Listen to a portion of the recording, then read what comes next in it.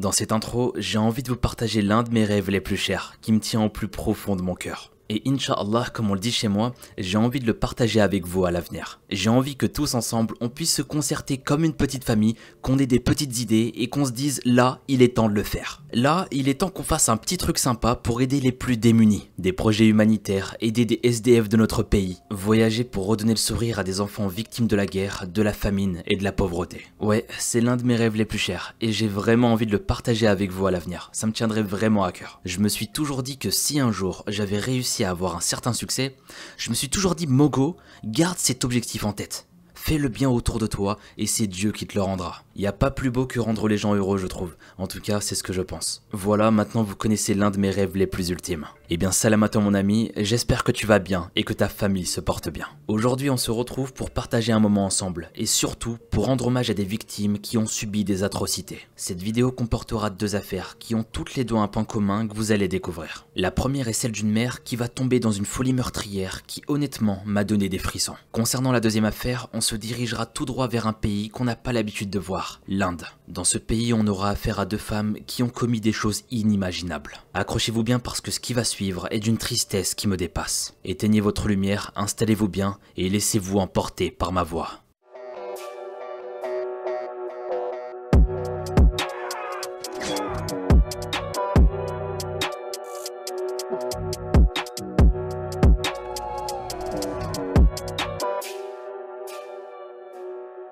Bon, là on a affaire à une putain d'histoire que j'ai découvert sur internet. Alors je vous explique un peu la situation. Il était tard, 23h minuit, quand je me dis il faut que je fasse des recherches sur une nouvelle affaire. Et c'est là que je tombe sur un article qui parle d'un massacre, 8 enfants assassinés par leur propre mère. Alors là, comme vous, j'étais hyper choqué par ce que je venais de voir. Je me suis dit c'est pas possible. Non, c'est pas possible. Mais malheureusement, c'était bel et bien réel. On en a vu des histoires horribles, du cannibalisme et des meurtres en tout genre accompagnés d'actes barbares. Mais là, on parle d'une mère et ses enfants. On est dans un stade qui dépasse tout, absolument tout. Quand ça touche à un enfant, c'est dramatique, mais là, on est sur 8 enfants, bordel. Pourquoi tu vas mettre au monde tous ces enfants si c'est pour leur arracher la vie? Enfin bref, tout ça pour vous dire que ce fait divers, je pouvais pas passer à côté. Il m'a terriblement choqué et aujourd'hui j'ai décidé de vous le présenter. Je vous propose de vous accrocher et de me suivre à travers cette histoire qui a choqué l'Australie. Banks.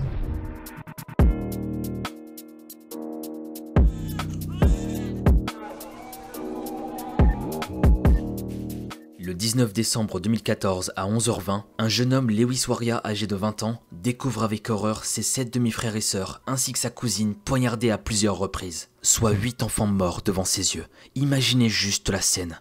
En fait, non, n'imaginez juste même pas. C'est juste absurde, même dans un cauchemar c'est moins pire. C'est dire à quel point l'être humain est capable des pires horreurs. Enfin bref, poursuivons. Les faits se déroulent au 34 Murray Street, dans la banlieue du Cairns à Manora, en Australie. Les enfants avaient entre 2 et 14 ans. Mais le plus incroyable, c'est que leur mère est là aussi, blessée.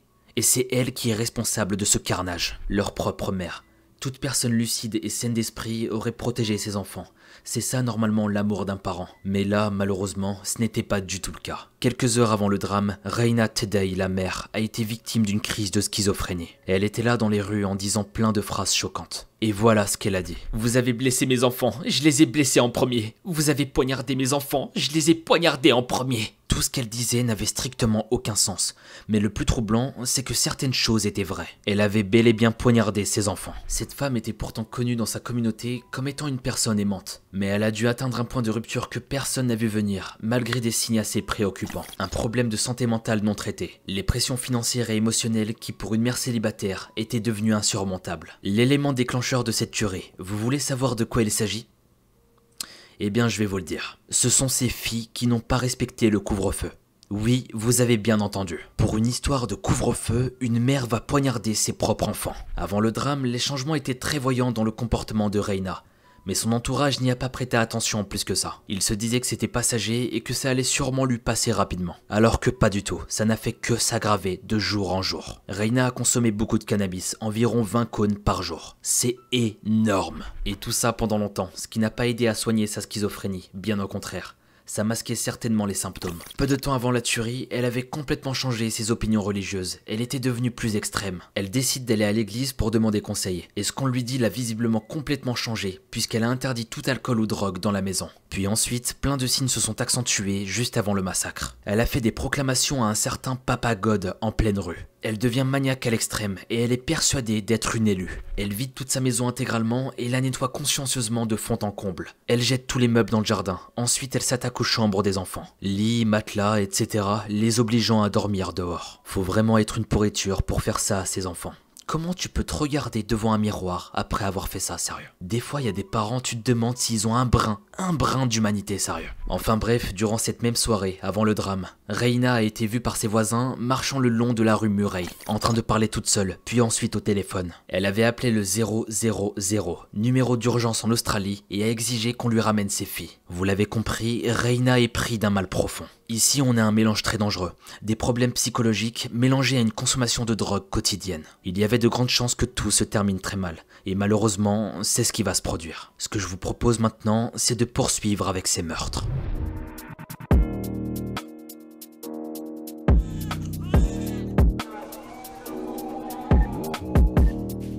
Dans la nuit du 18 au 19 décembre, c'est là que tout va se produire. On n'a que très peu d'informations concernant cette nuit. Tout ce qu'on sait, c'est que Reina a d'abord tué le canard de compagnie de la famille. Ensuite, elle va s'en prendre aux enfants, alternant coups de couteau et étouffement. Les voisins ont rapporté que des bruits de lutte pouvaient être entendus depuis la maison, la nuit précédente et aux premières heures du matin. Cette nuit-là, des pauvres enfants innocents qui n'ont strictement rien demandé vont perdre la vie. Il y avait Patrenella 2 ans, Rodney 5 ans, Daniel 6 ans, Azaria 8 ans, Raiden 9 ans, Shentae 11 ans, Enji 12 ans et Malili 14 ans. Puissent-ils reposer en paix? C'est tellement malheureux de voir ça, un tel massacre sur de si jeunes enfants. Ils avaient tous entre 2 et 14 ans, ils ont à peine commencé leur vie qu'ils se font sauvagement assassiner. C'est tellement, mais tellement triste. Par la suite, on imagine que Reina est pris de remords, qu'elle commence à se rendre compte de ce qu'elle venait de faire. Elle va prendre un couteau et se poignarder elle-même 35 fois. Oui, elle s'est auto-poignardée, et c'est pour ça que je vous parlais de remords. Mais on n'est pas sûr qu'elle en avait vraiment. Mais ce qui est certain, c'est qu'elle voulait se donner du mal au point de se donner la mort. Mais elle ne réussira pas. Elle va déclarer au psychiatre après le meurtre quelque chose de bizarre, qui n'avait aucun sens. Elle disait avoir entendu un appel d'oiseau, signe que la fin du monde approchait et qu'elle devait sauver ses enfants. Elle disait n'importe quoi, et on avait l'impression qu'elle était complètement détraquée, au point de ne plus avoir le contrôle, et de ne plus faire la distinction entre le bien et le mal. Un jour plus tard, elle était en état d'arrestation, inculpée de 8 chefs d'accusation de meurtre. Une fois arrêtée, elle continue de dire tout un tas de choses incohérentes. Je devais tuer mes enfants pour les sauver, mais je ne voulais pas le faire. Je reconnais qu'il y a beaucoup de haine envers moi, mais je sais que c'est juste. D'accord. Qu'est-ce que c'est que ce bordel, putain? Personne ne comprenait ce qu'elle était en train de dire. Elle s'est perforé son propre poumon en se poignardant fortement. Elle explique qu'elle voulait viser son cœur pour ce qu'elle avait fait. Le psychiatre en charge du dossier, Angela Voita, dira au tribunal avoir une mauvaise connaissance de la maladie de Reina. Elle disait qu'elle était hésitante à lui donner un traitement médicamenteux. Cependant, elle dira également que bien que Reina soit stabilisée, elle était parfaitement capable de cacher des symptômes plus subtils de sa maladie à ceux qui ne la connaissaient pas bien. Elle peut également être violente envers elle-même et envers les autres si elle n'a pas pris ses médicaments. En gros, même le psy qui l'a prise en charge ne sait pas quoi faire d'elle. On fait face à une grosse problématique. Est-ce que Reina Tedei est malade psychologiquement? Oui ou non? Après des analyses poussées, elle est déclarée aliénée mentale et ne sera pas jugée. Il n'y aura donc pas de procès pour cette femme tueuse d'enfants. Et de ses propres enfants, je souligne. La présidente du tribunal de Queensland va déclarer les choses suivantes. Il est très rare de prouver l'esprit aliéné, et cette décision n'a pas été prise à la légère. Elle est condamnée à perpétuité dans son propre cœur. Si jamais elle a conscience un jour de ce qui s'est passé et de la gravité des circonstances, c'est là qu'elle se rendra compte de ce qu'elle a fait. Et croyez-moi, ce n'est pas quelque chose qu'un parent aurait voulu savoir. Et tu m'étonnes, j'imagine même pas ce qui doit se passer dans sa tête à ce moment-là. En tout cas, j'espère qu'elle a énormément, mais énormément de regrets pour ce qu'elle a fait. Elle sera détenue indéfiniment dans différents établissements de santé mentale de l'État. Des semaines après les meurtres, le grand-père Rod Willie avait parlé au nom des familles en s'adressant aux journalistes. Les enfants sont les plus vulnérables dans notre société. Ils ont une vie innocente et méritent le plus grand amour et le plus grand soin. Chérissez-les, s'il vous plaît. Il y a aussi une dernière survivante, Norena Waria, et c'était l'aînée. Elle est née prématurément lorsque sa mère n'avait que 14 ans. Le plus troublant ici, c'est qu'elle soutient sa mère meurtrière, et notamment sur les réseaux sociaux. Sur les réseaux, il y avait énormément de publications que je vais vous lire. Elle me manque, ma maman. J'aime tellement ma mère et mes 7 frères et sœurs. Quoi qu'il en soit, je suis l'enfant de ma mère. Son mur Facebook laisse apparaître des liens étroits avec sa famille avant le drame, avec des photos et beaucoup d'histoires drôles et douces avec ses frères et sœurs plus jeunes. Elle dit lutter pour faire face à cette perte immédiate de sa mère et à son incapacité à comprendre la violence qui a eu lieu. Reina n'a pas que le soutien de sa fille, mais aussi de nombreux parents et amis proches de la famille. Ils sont inquiets quant au bien-être de cette dernière, et ce malgré le crime horrible qu'elle a commis. Une de ses amies va même faire des prières pour qu'elle se sente mieux, et d'autres amis diront les choses suivantes. Elle nous manque à tous, et j'espère qu'elle sait que nous l'aimons tous, quoi qu'il arrive. Elle était gentille, aimante et avait toujours le sourire aux lèvres. Elle nous aimait beaucoup. C'est hyper étrange comme réaction de la part de ses proches, je trouve. Elle a tué 8 enfants, bordel. Qu'est-ce qu'il faut pas comprendre? 8 de ses propres enfants, je répète. Excusez de m'emporter, mais ça me dépasse, sérieux. Enfin, je sais pas, j'ai l'impression qu'ils oublient qu'elle a quand même tué ici. Et c'est pas comme si elle avait tué une fois par accident, non. 8 enfants assassinés par ses propres mains. Et là, on voit toutes ces personnes qui la soutiennent. Eh oh, ça tourne pas rond là-haut? Non mais, des fois j'ai l'impression d'être perdu.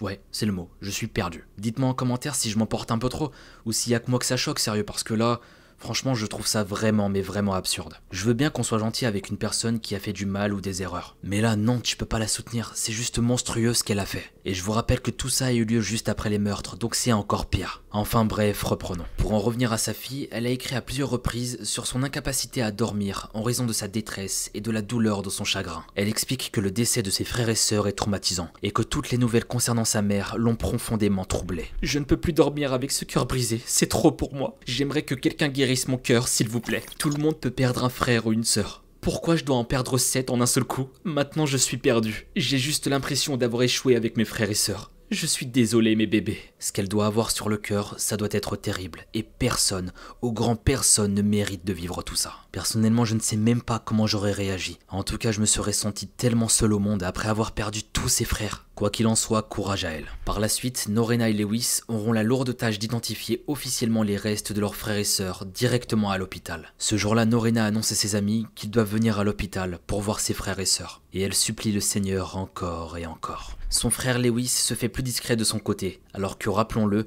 c'est tout de même lui qui a retrouvé presque toute sa famille poignardée ou étouffée à mort dans la maison. Il a également découvert sa mère à l'extérieur du domicile, avec des blessures à l'arme blanche un peu partout sur le corps.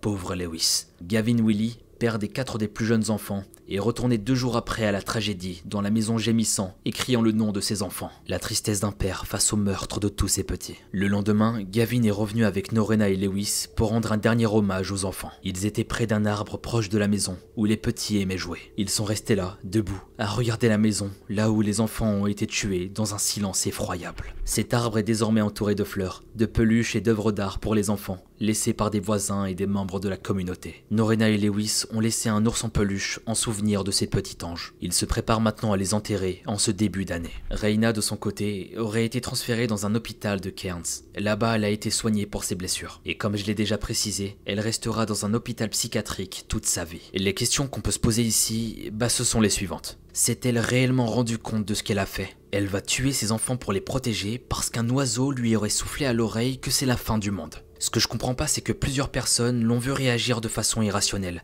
Alors pourquoi personne n'a rien fait? Cette affaire est tout simplement un mystère et il y a beaucoup de zones d'ombre. Il n'y a pas eu de jugement, donc très peu d'infos publiques. Ces 2 enfants restants la soutiennent et je trouve ça assez étrange personnellement. Même dans les publications Facebook de la sœur, on ne ressent pas trop de tristesse. La sœur est extravertie et son frère c'est tout l'inverse. Cette famille avait une drôle de vie. Une mère fumeuse de joint qui se met dans la religion du jour au lendemain et arrête tout d'un coup. Peu de temps après, elle pète les plombs et massacre ses enfants. Selon vous, qu'est-ce qui va la pousser à faire ça finalement? Sa maladie mentale peut-être qui n'a pas été soignée? Est-ce que c'est le manque de drogue ou d'alcool? Parce que je vous rappelle qu'elle fumait au moins 20 joints par jour. Est-ce le stress de la vie d'une mère célibataire? Finalement, seule Reina a cette réponse et apparemment c'est un oiseau qui lui a dit. Totalement absurde. Elle ne connaîtra plus jamais la liberté et ses enfants n'auront pas la chance de grandir. Quant aux survivants Lewis et Norena, on leur souhaite que de pouvoir réussir à se relever de cette épreuve et que du bonheur. Ainsi se termine cette affaire avec beaucoup de questions sans réponse. Et restez bien attentifs car il y a une autre affaire qui arrive directement. Attendez un petit peu, bande de fourbes. J'attends vos avis et vos hypothèses dans les commentaires. J'aimerais bien avoir votre point de vue, comme ça on pourra débattre sur cette affaire. Maintenant, ce que je vous propose, c'est de continuer avec la suite de la vidéo. Et autant vous dire que ça va pas être de tout repos. Ce qu'on va découvrir, c'est totalement triste encore une fois. Découvrons l'histoire de 2 sœurs meurtrières. Et pour ce faire, direction l'Inde. Banks.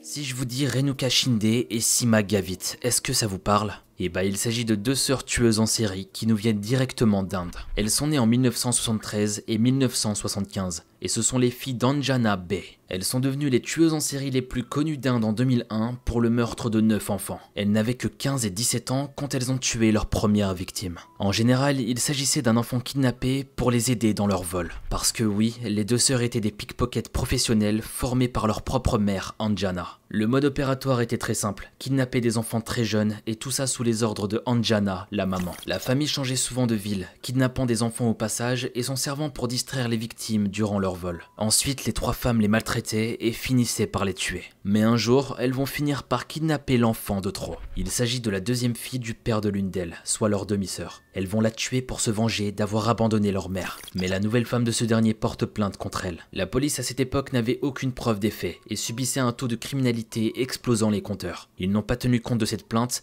et la petite sera retrouvée morte dans un champ. Il faudra alors attendre des années avant de le découvrir. Donc poursuivons. Anjana voulait se venger de son ex-mari pour l'avoir abandonnée. Précisons pourquoi il l'a quittée. Anjana était bien connue dans le sud-ouest du Maharashtra pour plus de 125 vols commis, rien que ça. Son mari ne supportait plus cette situation, donc il décide de l'abandonner à la naissance de Seema. Par la suite, il va se remarier avec une femme, Patriba, avec qui il aura 2 filles. Autant vous dire qu'à ce moment-là, Anjana était en colère. Elle avait une rage en elle si profonde et une rancœur que ça en devenait effrayant. En élevant ses filles toute seule, elle va sans doute créer des monstres sans cœur. Et malgré les années qui passent, la rancœur ne passe pas. En 1990, Renuka se marie avec Kilan et ils auront 4 enfants ensemble. Pendant que sa femme et sa famille volaient pour vivre, lui il volait des voitures et les revendait partout en Inde pour se faire de l'argent. C'était une famille plongée dans la criminalité. Les 2 sœurs ont commencé par des petits vols. Ensuite des vols à l'arraché plus violents sur des passants dans les gares. Mais leur stratégie va changer un jour. Ce jour-là, Renuka est au temple avec son propre enfant et se fait surprendre en flagrant délit de vol. Les gens se rassemblent autour d'elle et commencent à la malmener et à la maltraiter. Pour se sortir de cette situation, Renuka se sert de son propre enfant en criant au scandale. « Comment une femme avec un enfant peut-elle commettre un vol? Je vous jure que je n'ai rien fait, laissez-moi » Elle fait sa victime et tout ça finit par fonctionner, les gens la laissent partir. Elle s'en sort et il lui vient une idée diabolique. Pourquoi pas utiliser des enfants pour couvrir les vols? Elle rentre à la maison, en parle à sa famille et c'est parti pour 6 années de folie. Pendant 6 ans, la famille va exécuter ce plan machiavélique et finira par enlever 43 enfants, tous âgés entre 1 et 13 ans, et ce dans 3 villes différentes du Maharashtra. Les enfants étaient issus de familles pauvres et de quartiers démunis. Au début, les enfants étaient utilisés pour des vols. Puis lorsque la famille n'en avait plus besoin, ils étaient torturés puis abandonnés dans la rue. Souvent, les enfants étaient enlevés, séquestrés, forcés à voler, à mendier, puis quand on n'en avait plus besoin, une rançon était demandée au cas où. Mais comme le plus souvent, les familles étaient pauvres. La rançon n'était jamais payée et la famille finissait par rejeter ses enfants à la rue. Un jour, pendant un vol au marché, la situation va prendre une très mauvaise tournure. Seema, l'une des sœurs, se fait attraper en flagrant délit. La foule se jette sur elle, commence à lui crier dessus, la frapper. Bref, ils étaient en train de la punir pour son acte. Mais Renuka, qui n'était pas très loin avec un enfant de 18 mois dans les bras, va faire quelque chose de monstrueux. Elle va chercher à faire diversion, à détourner l'attention de la foule. Et c'est là qu'une idée diabolique lui vient en tête. Elle décide d'utiliser l'enfant comme distraction et elle va le jeter de toutes ses forces au sol. Oui, vous avez bien entendu, faut vraiment avoir aucune âme pour faire ça. Elles étaient prêtes à tout, quitte à commettre les pires choses. L'enfant commence à hurler et à saigner, et la foule se détourne de Seema. Les 2 sœurs en profitent pour faire quelques poches et se sauvent du marché, abandonnant l'enfant. Ensuite, elles rentrent à la maison et racontent tout à leur mère. Anjana décide qu'il faut récupérer l'enfant et elle se charge de cette mission. Elle va donc le chercher, mais elle est très vite agacée par les cris de douleur du bébé qui, rappelons-le, a été blessé violemment à la tête. La colère commence à monter pour Anjana. Elle se met alors à fixer l'enfant blessé dans les yeux, avec un regard noir. Et c'est là qu'elle décide de s'en débarrasser. Pour elle, cet enfant ne servait plus à rien. C'était devenu un fardeau et elle supportait plus. Elle va le tuer en lui frappant la tête contre un poteau électrique. Elle pose le corps sous un pousse-pousse garé à proximité et rentre chez elle. À partir de ce jour-là, elle annoncera à la famille que les enfants qui n'étaient plus utiles ou plus productifs seront tués systématiquement. Donc les kidnappings se poursuivent, mais elle ne relâche plus les enfants, mais les tue après les avoir utilisés. Pendant ce temps-là, les services de police étaient tellement submergés qu'ils ne prêtent même pas attention aux disparitions d'enfants. Personne ne s'en souciait et ça en devenait vraiment problématique. La famille avait commis des enlèvements dans 3 villes différentes et tout ça dans les années 90. C'était très compliqué, Internet n'était pas ce qu'il était, donc pour les signalements et les infos, personne n'était au courant. La famille continue alors ses enlèvements en toute impunité, mais tout se bouscule en 1996, qui est d'ailleurs mon année de naissance je précise, mais ça, on s'en fout.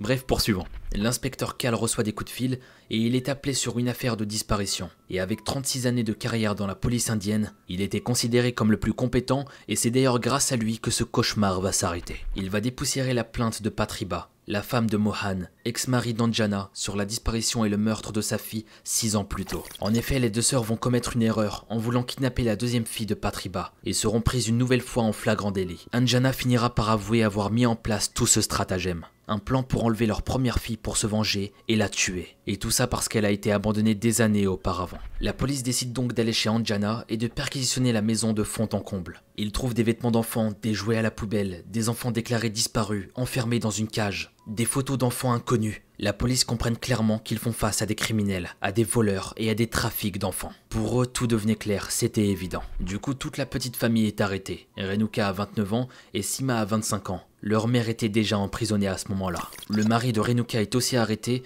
mais vite relâché, car bien qu'il ait participé à des vols, il n'a jamais été prouvé qu'il participait au meurtre. Il décide alors de témoigner contre sa femme et sa belle-famille pour avoir l'immunité. Pendant l'interrogatoire, la mère ne craque pas et ne dit rien, Renuka non plus. C'est Sima, l'une des sœurs, qui finira par tout avouer aux policiers. Elle avoue tout. Elle avoue qu'elles ont volé des enfants dans plusieurs villes et dans différents quartiers très fréquentés. Elle dira qu'environ 40 enfants ont été enlevés et pour les plus chanceux d'entre eux, ils ont été abandonnés. Elle avouera 9 meurtres d'enfants avec torture. Les enfants étaient jetés contre les escaliers, jetés contre les murs, affamés, battus jusqu'à ce qu'ils ne servent plus à rien et étaient alors achevés de diverses manières. Elle va donner quelques exemples, mais je vous préviens, attention au cœur sensible, abstenez-vous pour la suite parce que c'est vraiment hard. Un des enfants a été noyé dans la salle de bain. Pendant qu'une le noyait, l'autre lui tenait les jambes. Un enfant de 18 mois a été mis dans un sac, emmené au cinéma dans ce sac avec la famille. La famille a regardé un film pendant plus de 2 heures pour ensuite laisser ce sac dans les toilettes du cinéma. Le pauvre enfant a été retrouvé mort étouffé. Un autre enfant a été battu à mort pour avoir trop réclamé sa maman. Ou encore un autre qu'elles ont laissé mourir de faim.